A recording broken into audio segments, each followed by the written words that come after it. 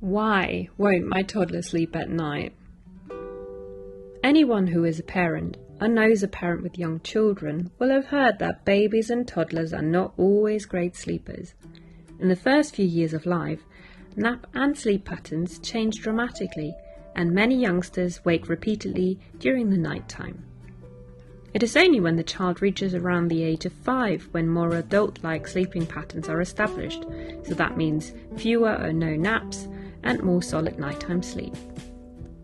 There is some scientific evidence out there suggesting that sleep arrangements such as the common practice of co-sleeping, particularly in the non-Western world, can play a role in interrupting sleep for both mother and child. We have learned that sleep is important for small children to aid their development and learning. There are loads of studies that have tried finding out what sleep arrangements are best, but none have been conclusive so far.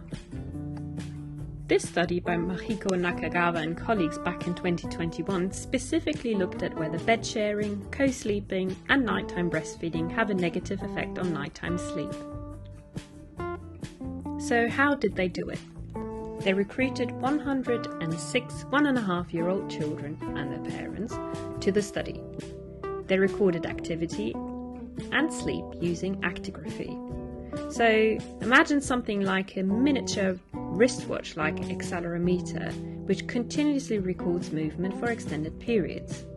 For the children, it was attached to the waist because that was considered to be less disturbing than attaching it to their wrist. A 7-day sleep diary was recorded by the parents to note down sleep and nap times.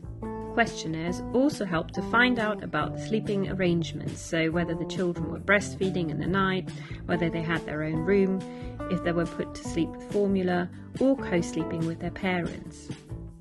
And what did they find? Well, first of all, baby boys and girls had similar sleep. The more the children napped in the daytime, the less they slept at night. Interestingly though, the time the daytime nap ended didn't impact on the total amount of nighttime sleep. In fact, the opposite happened, where the earlier the baby's nap started, the shorter the nighttime sleep they had was overall. When looking a little closer though, this may have been because those children who started their nap earlier tended to nap for longer, which then would have reduced the amount of nighttime sleep. They checked whether this was true by doing what is called a mediation analysis, and this helps to see if the link between the time of napping and the amount of nighttime sleep had to do with the length of the nap, which it did. They also ran a few other calculations on the data to check the likelihood of something happening, such as yes, the baby slept through the night versus no, they didn't.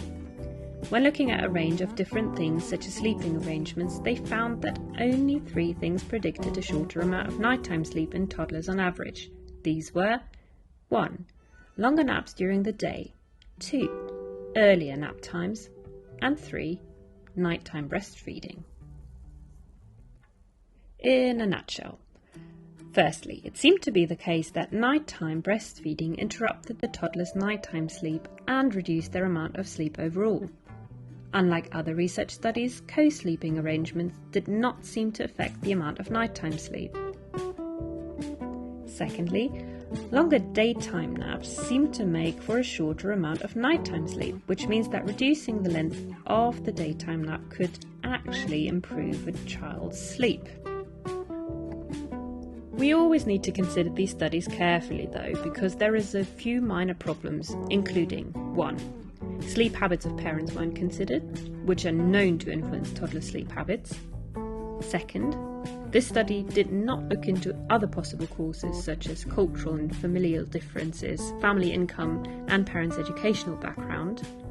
And third, we can't say that the longer the time toddlers nap during the day causes them to have less sleep at night, because this study only took all measurements at the same time, or a snapshot in time, when really you need to show daytime napping at one point in time leads to less sleep later on. Irrespective of this is a very interesting study, and we're looking forward to hearing more on toddler sleep.